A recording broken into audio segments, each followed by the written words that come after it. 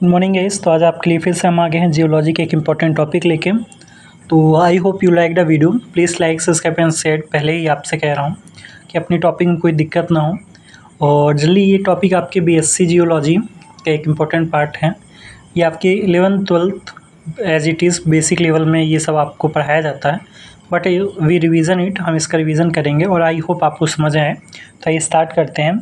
आज का है स्ट्रक्चर ऑफ एटमॉस्फेयर। एटमॉस्फेयर जो वायुमंडल है उसमें स्ट्रक्चर किस प्रकार, मतलब कौन कौन से होते हैं। ये तो आप जानते हो कि अपनी जो एटमॉस्फेयर उसमें 5 टाइप्स से ऊपर, मतलब 5 प्रकार से ऊपर की वो रहती है, लेयर टाइप की रहते हैं। पहला है ट्रोपोस्फियर, स्ट्रेटोस्फियर, मीजोस्फियर, थर्मोस्फियर जिसको आइनोस्फीयर भी कहते हैं, और एक्सोस्फियर। तो ट्रोपोस्फियर क्या होती है, लैंड से ऊपर होती है जो, वो होती है। ट्रोपोस्फियर 8 किलोमीटर में आती है। मीजोस्फियर जो है 50 किलोमीटर में आती है। थर्मोस्फियर जो आइनोस्फियर भी कहलाती है वो 80 किलोमीटर में आती है। फिर एक्सोस्फियर क्या है, वो 400 किलोमीटर पे आती है। अबव आप अर्थ सरफेस, ये जैसे जैसे आप ऊपर बढ़ोगे तो वैसे वैसे ये बढ़ती जाएगी, है ना। तो ये आप समझ सकते हो। ओके, स्टार्ट करते हैं। पहला है ट्रोपोस्फियर। ट्रोपोस्फियर क्या होती है ना, तो it is a lower most layer of atmosphere. Troposphere सबसे नीचे वाली लेयर होती है किसकी, एटमॉस्फेयर की, मतलब अर्थ से जुड़ी हुई। The height of this layer is about 18 kilometre. जो इसकी हाइट होती है वो 18 किलोमीटर होती है ऑन द इक्वेटर, इक्वेटर से, ठीक है ना। And 8 kilometre on the poles, और पोल से 8 किलोमीटर होती है। I hope you understand. जो इक्वेटर लाइन जाती है उससे सिर्फ इक्वेटर है ना, वो 18 किलोमीटर एवब रहती है और 8 किलोमीटर किससे रहती है, पोल से रहती है, ठीक है। सेकेंड आपका थर्ड है the thickness of troposphere is a greatest at the equator because heat transport to great height but strong conventional current. जल्दी क्या होती है, जो तरंगे रहती हैं वो अर्थ सरफेस या लैंड सरफेस को पकड़ के चलती हैं, मतलब कुछ इसलिए हिस्से पे। तो जो इसकी थिकनेस होती है ट्रोपोस्फियर की वो ग्रेटेस्ट रहती है, मतलब सबसे ज़्यादा रहती है इक्वेटर पे, बिकॉज जो हीट रहती है, हीट तरंगे रहती है वो ग्रेट हाइट पे, मतलब नॉर्मल हाइट लैंड के थोड़ा सा ऊपर ही होती है। तो ये स्ट्रॉन्ग कन्वेंशनल करंट में भी हेल्पफुल रहता है। क्या आपका ट्रोपोस्फियर है ना।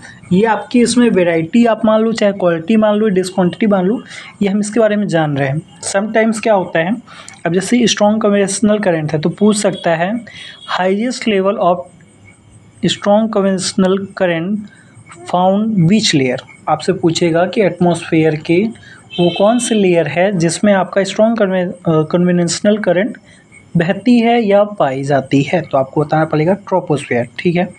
इसके बाद है अपना the environment temperature decrease with increase height at atmosphere. जल्दी क्या होता है, जो इन्वायरमेंट टेम्परेचर होता है, मतलब समान तौर पर अर्थ का या अपने वायुमंडल का, इकोसिस्टम का जो कह सकते हैं टेम्परेचर, मतलब तापमान रहता है, वो घटता है और जैसे जैसे ऊपर जाएंगे वो बढ़ता रहेगा। मतलब जैसे आप जैसे ऊपर ऊपर जाओगे तो आपका टेम्परेचर हाइट में इंक्रीज़ होगा, लो में डिक्रीज़ होगा।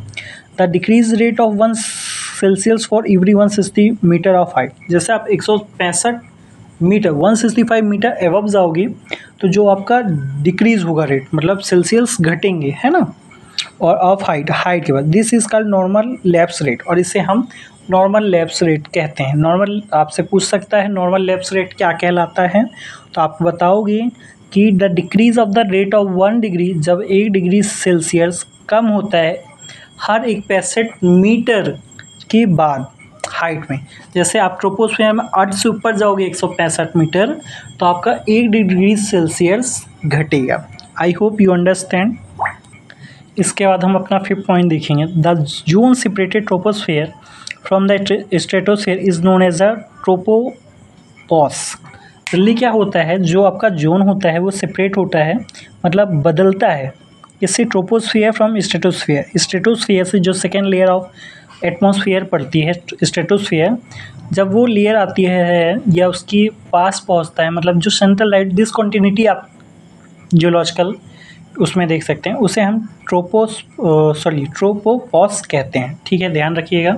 आपसे पूछ सकता है the zone separating troposphere from the stratosphere is known as, तो आप बता सकते हो ट्रोपोपॉज, है ना, समझ सकते हैं आप। आपसे पूछ सकता है जो लाइन एटमॉस्फेयर में ट्रोपोस्फेयर और स्ट्रेटोस्फेयर को जोड़ती है या डिवाइड करती है उसका नाम क्या है, तो आप बताओगे कि ट्रोपोपॉज, है ना। इसके बाद आपका आता है last point, the air temperature at troposphere is about -80 degree over the equator.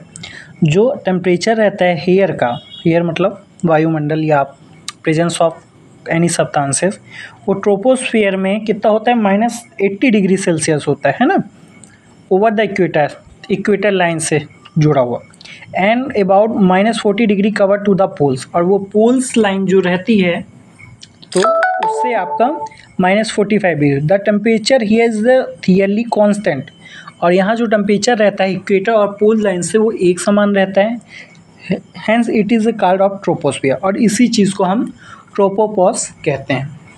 I hope you understand the topic of our atmosphere, layer of atmosphere.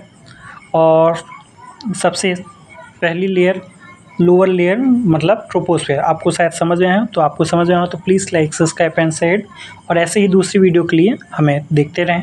तो मिलते हैं अपनी नेक्स्ट वीडियो में। Thank you.